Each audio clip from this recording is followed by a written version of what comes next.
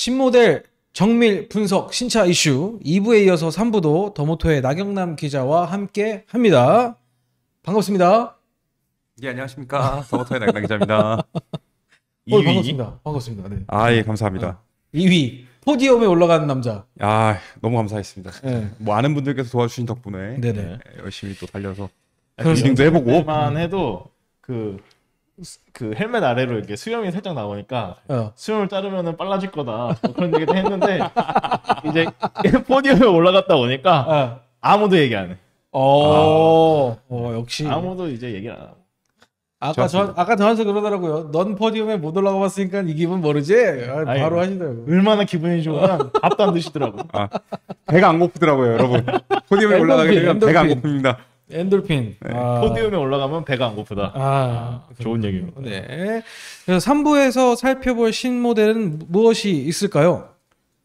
소개 좀 해주십시오. 3부에서 어떤 이야기 해주실 겁니까?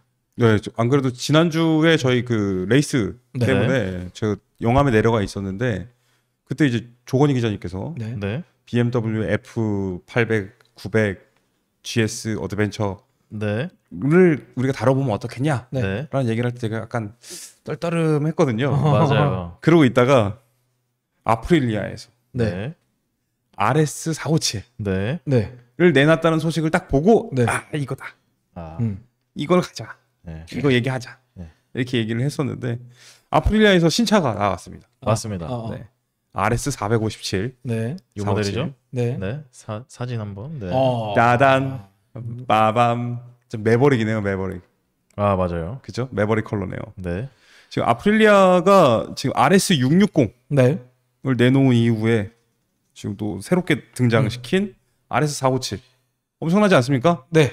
지금 오늘 그래서 살펴볼 모델은 RS457을 살펴볼 예정이고 같이 첫인상에 대해서 좀 한번 이야기를 나눠보면 어떨까 싶어요.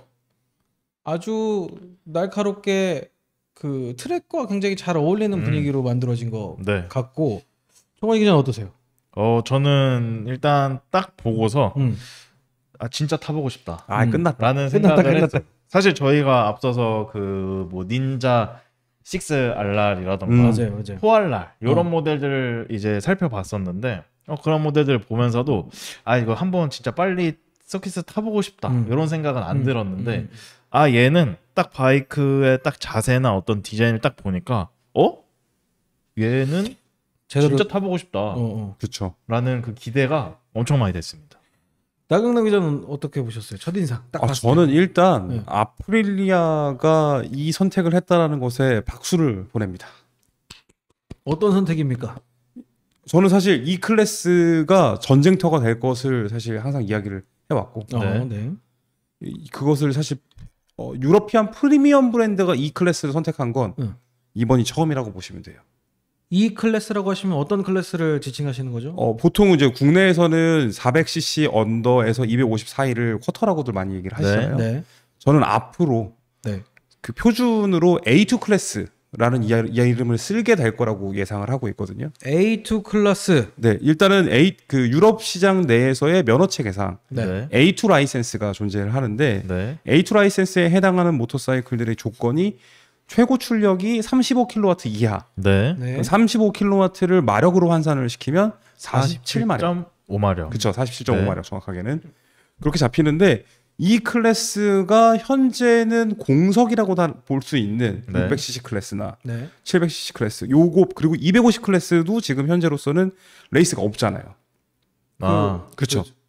예전에는 250으로 레이스를 했었는데 물론 GP나 모토3나 이런 쪽에서 클래스가 다르잖아요. 그건 차 자체가. 그 양산 차량으로서의 레이스에서도 사실은 이게 굉장히 유력한 새로운 표준이 될 가능성이 굉장히 높다. 근데 진짜 말씀하신 대로 저 듣고 보니까 기존에 이제 이 클래스에 있던 것들은 일제 브랜드였고 그 유러피안 프리미엄 모터사이클 중에는 없었네요, 진짜로. 유러피안 프리미엄 브랜드로는 진짜 전무해요. 굳이 얘기를 하자면 RC390이 들어갈 수 있습니다. RC390. RC390이 사실 시작을 했다고는 할 수 있는데 RC390의 차이점은 단기통이라는 거. 그렇죠. 이 녀석은 2기통이라는 거. 그런 게 있어. 전 단기통이 단기통 좋죠. 근데 그 클래스가 그 정도 배기량의 그 단기통 엔진에서 나올 수 있는 어떤 그 폭발력이 또 다른 것 같긴 하거든요. 맞아요. 그리고 경량화되어 있는 것도 굉장히 특별한 점이고 그 점이 굉장히 중요한데 네. 사실은 그렇기 때문에 우리가 이 모델 RS457에 네. 대해서 자세하게 들여다보면 네. 무릎을 칠 수밖에 없다. 그런데 좀 아까 그 BMW에 이어서 너무 이것도 장명이 너무 그 RS660의 작은 아이처럼 네. 아니 그 457 이게 뭔가 이렇게 입에 딱딱딱 안 붙는 457. 느낌이지 않습니까? 457 457 457, 450가 있고 400가 있고 영어 잘하네. 460가 있고 이거 이탈리아로 하면 뭐 어떻게 됩니까? 이탈리아로 아마도 그 cinque cinquanta 셋. 네. 맞습니다. 이지만 네. 아마도 제 생각엔 그 꽈트로센토라고 안 할 거고 꽈트로에 그다음에 cinquanta sette로 갈 quattro cinquanta sette. 네, 그렇게 할 겁니다. 457을 네. 457이라고 안 하고 457 이렇게 부를 것 그것도 같아요. 잘 입에 안 붙네요. 요새 또 공부를 게을리했더니 입에 안 붙네요. 저도 지금 방학 중이라서 네. 그렇기는 한데 아무튼 네, 그럼 나경남 기자가 좀 약간 쭉 저희 이 신모델에 대해서 한번 소개를 좀 정리를 지금 해오신 게 있는데, 네, 요거를 좀 해주시면 사실은 좋겠어요. 이게 네. 제가 준비를 많이 안 했고 네. 조건희 기자님께서 준비를 많이 해주셨는데 네. 뭐 중요한 얘기들 먼저 네. 가죠. 영상을 보면서 하겠습니다. 좋습니다. 네, 시작해 주십시오. 나단 빰빰. 아니 더빙을 하지 마시고 모델 설명을 해달라고. 모델 설명 주세요. 농담입니다. 네. 네? 그 아프릴리아의 RS660에 이은 RS457이라고 네. 보실 수 있겠습니다. 물론 아프릴리아의 최고봉 시판 모델은 RSV4죠. 맞습니다. RSV4에서 엔진을 반을 잘라갖고 만들어 놓은 게 RS660이라고 봤는데 이거는 그것에서 거의 같은 시스템을 가지고 있으면서 배기량을 낮춘 것이라고 보고 있습니다. 아하. 사실은 그 세부적인 사항들이 발표된 게 아니고 맞습니다. 일단 쇼업 런칭 자체는 쇼업으로 해놨지만 그 이번 쇼업 자체에서도 그 아프릴리아 레이스 팀, 네. 아프릴리아 그 팩토리 레이싱 팀의 인원들이 나와가지고서 소개를 했었고 맞습니다. 아마도 이 영상 제작이거나 이 개발 단계에서도 분명히 영향이 있었을 거라고 보고 있거든요. 네. 있었겠죠. RS457, RS 띄고 457입니다. 정확하게 이 네. 녀석들이 병렬 2기통 엔진. 네. 내는 출력 자체도 47.5마력. 네. 그 현재 중량이 그 90%의 연료를 채운 상태. 그러니까 네. 커브 웨이트라고 보통 얘기하는 이 상태에서의 무게가 175kg입니다. 네. 오. 드라이 웨이트 네. 그 건조 중량으로 얘기했을 땐 159kg밖에 안 됩니다.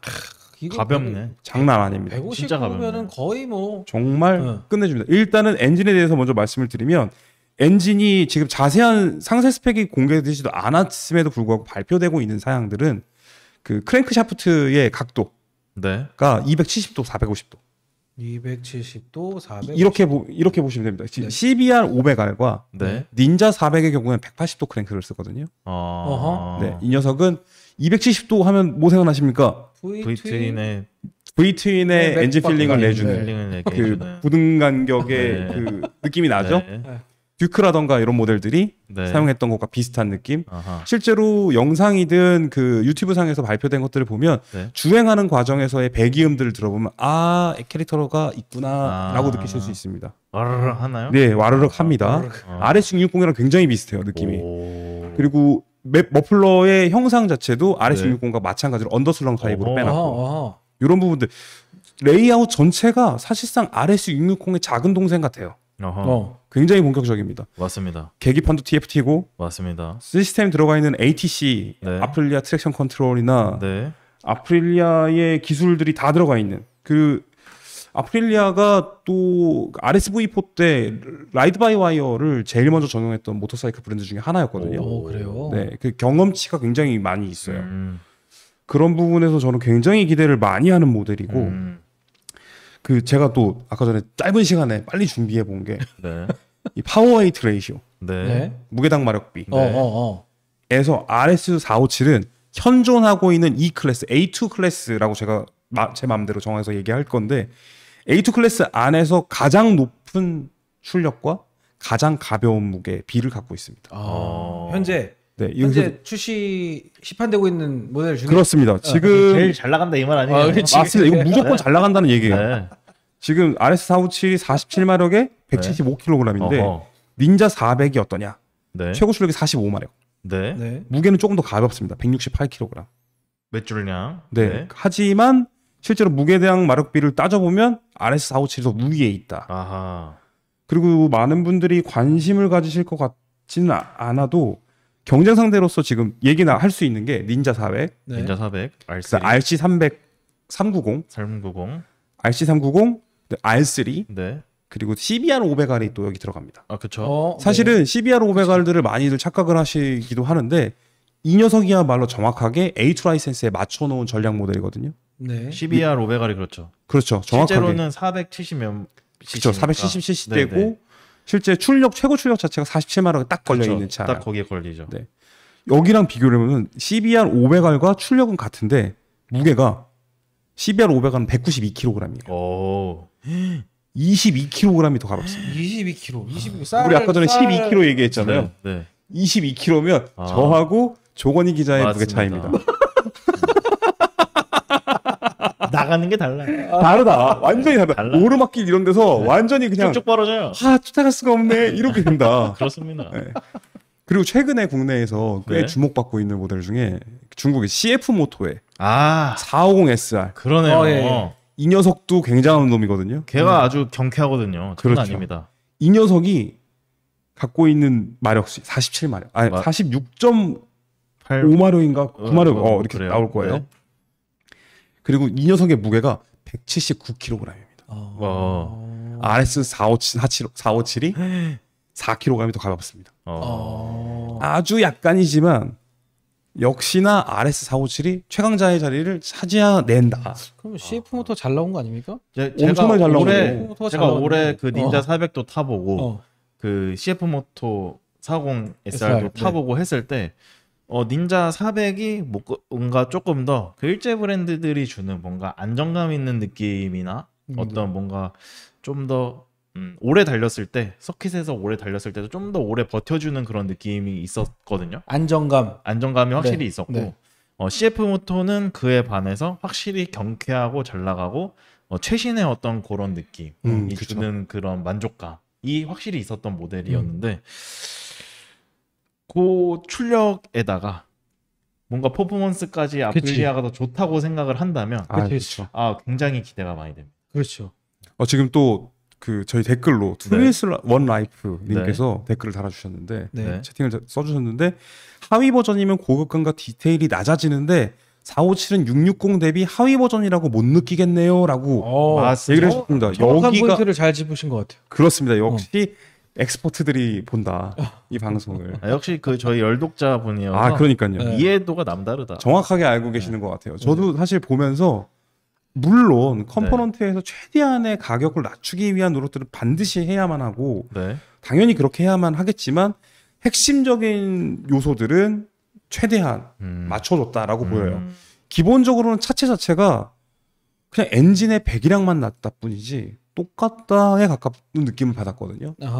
물론 이제 각부의 문제들은 좀 차이가 있죠. 서스펜션이라든가 브레이크라든가 이런 부분들에서 확실히 좀 차이가 있지만 디멘전이나 이 시스템, 메인 시스템이라고 할 수 있는 그 트랙션 컨트롤이라든가 이런 기술들에 있어서도 저는 이 모델은 기존에서의 통념하고는 많이 다르다고 느꼈어요. 맞아요. 이를테면 예전에 리터급과 600cc급이 있었을 때 리터급에서 600cc 내려온다 뭐 이런 식의 얘기들이 있었는데 사실 그렇지 않잖아요. 맞아요. 그렇죠. 그리고 최근에는 더 심해졌다고 생각해요. 마치 지금의 457의 경우에는 660이 오히려 660과 457의 관계를 뭐라고 설명하면 좋을까요?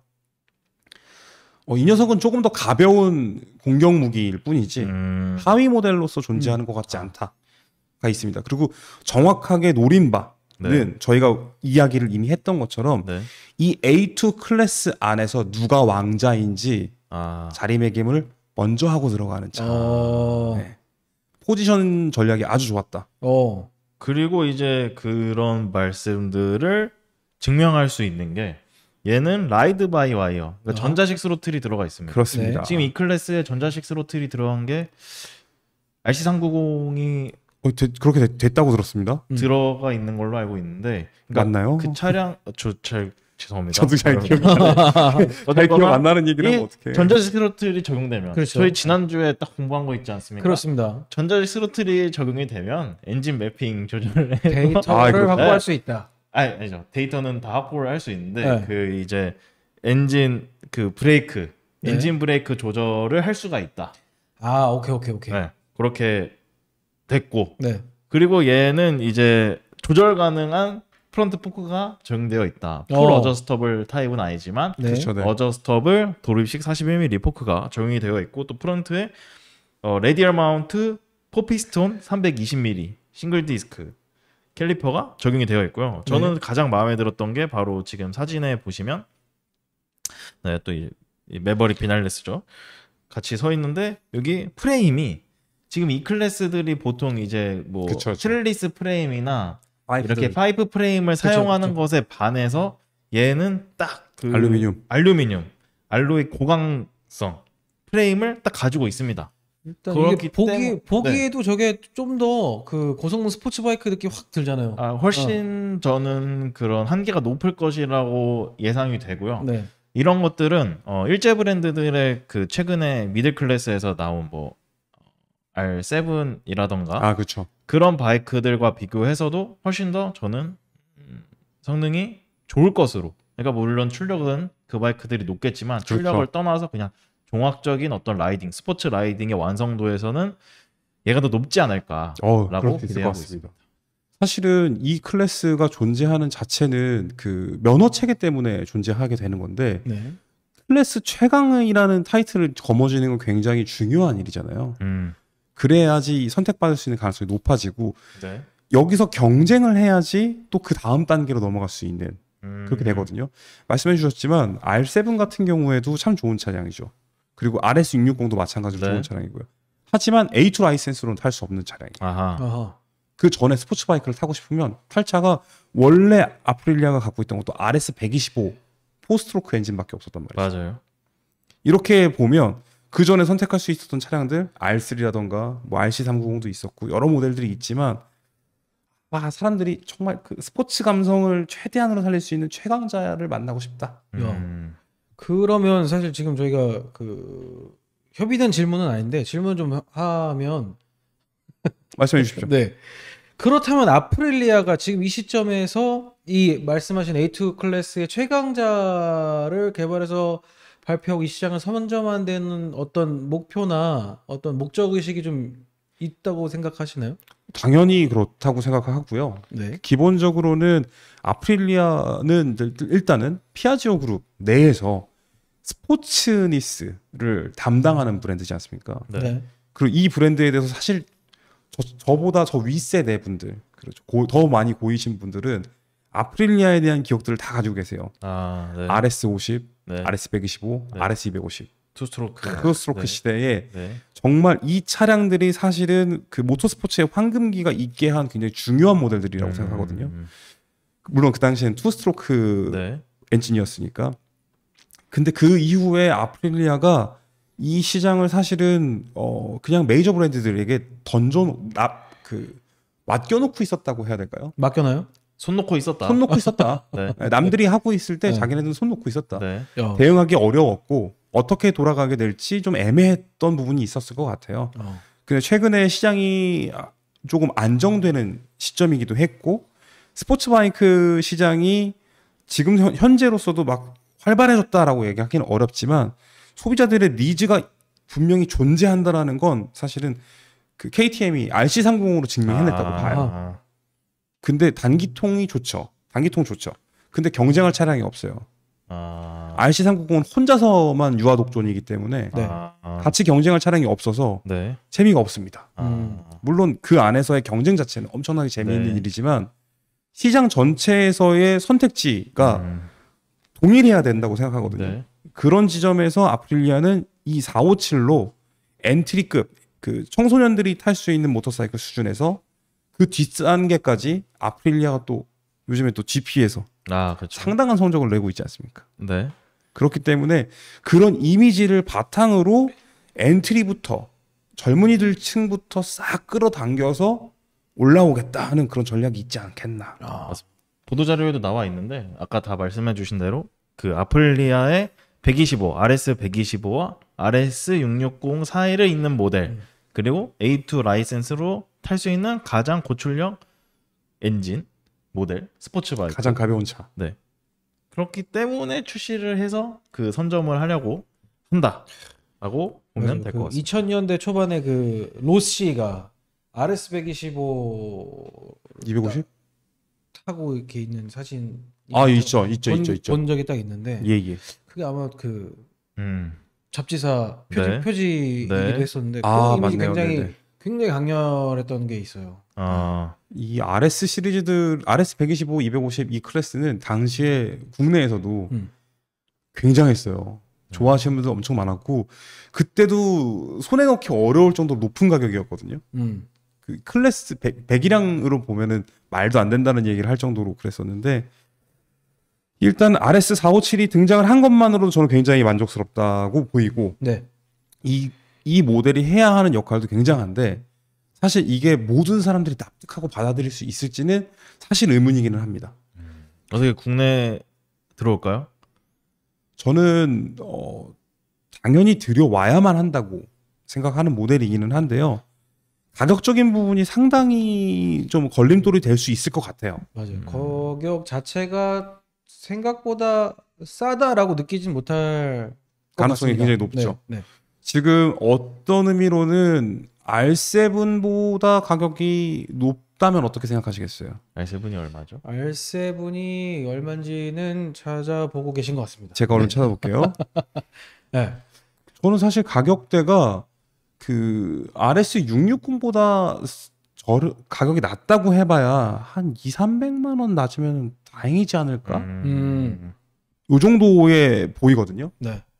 아까 말씀하신 것처럼 660 대비 457이 하이 버전이라고 못 느끼는 것처럼 가격도 뭐 하이 버전이라고 느끼는 그렇죠. 정도겠네요. 이게 배기량이 낮다고 해서 지금 그렇죠. 저희가 지금까지 설명드린 대로 뭐 투입되어 있는 것들이 동 클래스의 다른 차량들만큼이 아니라 그거보다 훨씬 더 상위 클래스의 어떤 그런 장비들이 들어가 있기 때문에 네. 가격을 1대1로 비교할 차량은 아니라고 생각을 하고 아프릴리아도 굳이 그렇게 저렴한 모델로서 선보인 것 같지는 않습니다. 맞습니다. 맞아요. 지금 R7 가격은 사실 굉장히 낮습니다. 1,170만 원밖에 안 하거든요. R7이 제가 잘못 봤을 수도 있습니다. 맞아요. 네. 1,160만 원이네요. 네. 현재 지금 이벤트 할인가까지 적용돼서 이벤트 1,160만 원 이렇게 잡혀 있는데 아시겠지만 R7이 저희 타봤지만 정말 좋은 차량이지만 여기서 많은 분들이 되게 불만을 갖는 부분들이 있었어요. 전자제어 시스템이 전혀 없다. 그렇죠. 없죠. 도 없다. 네. 뭐 그런 부분들에 대해서 사실 패키지가 뭐 나쁘게 말했을 때에 깡통차다. 뭐 이런 얘기들이 있었는데 RS457은 완전히 풀 패키지 차예요. 그 지점에서 그 비용을 다 내시려고 하실까? 그걸 원하시는 분들이 얼마나 있을까? 확실히 수요적인 부분에서의 그런 건 걱정이 되긴 하네요. 그 부분이 사실은 가장 큰 걸림돌이 될 수 있을 것 같습니다. 그래서 RS660 대비 가격이 얼마나 나올까? 이 부분이 좀 걱정스럽긴 합니다. 좀 있고 지금 BD님께서 수리 정비만 잘 되면 아프릴리아 차들 샀을 텐데라고 하시는데 예전보다는 확실히 지금 체계를 좀 갖춰가고 있는 상황이니까 좀 지켜봐야 될 것 같습니다. 네, 저도 뭐 보장은 못 드리겠네요. 보장은 못 드리. 네. 저도 뭐 경험한 건 아니에요. 경험한 건 아니라서. 네. 근데 이제 관계자들 이야기를 들어보면 체계화를 시키고 있고 좀 이렇게 노력한다. 그렇긴 한데 네. 뭐 기존에 이미 서비스를 원활하게 갖추고 있던 브랜드들과 비교하면은 뭐 아쉬움이나 부족함은 당연히 있을 것이라고 생각합니다. 그렇죠. 지금 보니까 RS660의 현재 판매 가격이 1,899만 원이네요. 그러면은 RS457은 사실 1,500만 원 안으로 깍 들어오면 사실은 굉장하다고 생각해요. 근데 사실은 1,500만 원으로 잡힌다. 1,500만 원 언더, 1,400만 원대에 잡힌다고 하더라도 소비자분들이 과연 납득하실 수 있을까?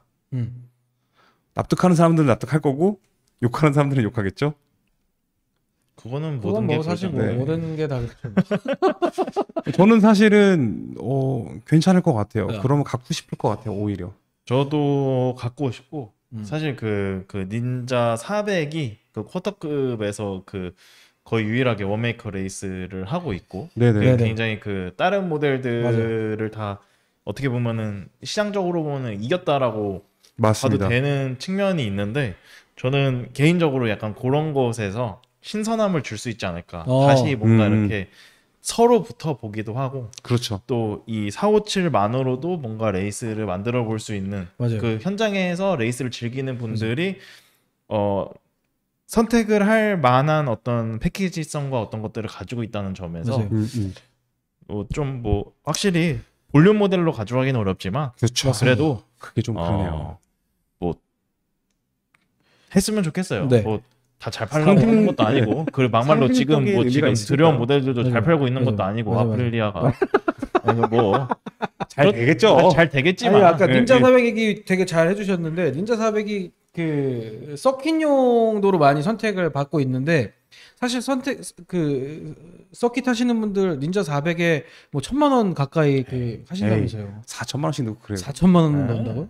아 그거는 조금 다른 얘기인 것 같고. 근데 물론 저는 그분들이 하는 게 이상하다 생각합니다. 전혀 이상하지 않죠. 이거 RS457 사서도 그렇게 할 수 있는 여지가 분명히 있죠. 그렇죠. 하지만 그냥 닌자 400 컵이라는 것 자체가 너무 지금 오래됐기 때문에 그렇지. 신선함이 없다는 거예요. 그렇지. 그러니까 내 말은 제 말은 아까 말씀하신 것처럼 아프릴리아 코리아가 요 모델들을 가지고 뭔가 이런 붐업을 할 수 있는 어떤 그 굉장히 좋은 재료가 나왔다 이렇게 생각이 됩니다. 그렇게까지 전 기대가 안 돼서 저도 동감이에요. 거기까지 기대되진 않아요. 그래서 제가 얘기한 게 뭐 솔직히 제가 뭐 그분에게 직접적으로 얘기할 수도 있겠지만 뭐 지금 뭐 여기서 말씀드리면 그 어차피 뭐 아프릴리아가 지금 국내에서 막 단일 모델로 엄청난 몇백 대씩 판매고를 파는 하는 게 그게 아니잖아요. 그러니까 요 정도 모델은 처음에 소량이라도 어떻게 한번 풀어보고서 분위기를 보는 것이 옳다.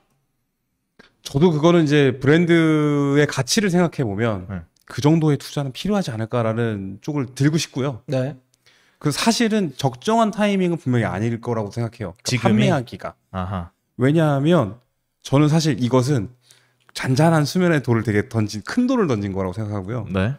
여기서 지금 가장 위기를 느낄 건 R3일 거예요. R3? 네. 야마하의 R3가 그동안은 잘 판매됐었죠. 네. 하지만 닌자에 비해서 출력도 떨어지고 무게는 많이 나가고 이런 부분 때문에 사실 그 원메이크 레이스도 없어요. 심지어. 네. 그렇죠. 그렇죠. 그럼 지금 이 타이밍에는 이들이 다들 판매를 독려하기 위한 마케팅 활동들을 해야 될 것 같고 자신들만의 매력들을 어필을 하는 시기가 분명히 필요할 것 같아요. 그래서 분명히 그 차세대 모델을 내놓을 수 있겠죠. R4가 나오면 어떻게 될까요? 재밌어질 거예요. R4가 나오면 어떻게 될까요? R4가 나오면 혼다는 과연 CBR 500R을 그냥 둘까요? 뭐 이런 식의 재미들. 극단적인 경량화를 해가지고 레이스 모델로 만들어 놓을 수도 있죠. 혼다가요? 네. 그럴 수도 있어요, 정말. 혼다가요? 알겠습니다. 모르겠습니다. 아무튼. 알겠습니다. 그 시장 전체가 무르익는 타이밍은 분명히 기다려야 될 테지만 이건 굉장히 중요한 시점에서 중요한 돌을 던졌다. 이렇게 평가할 수 있을 것 같습니다.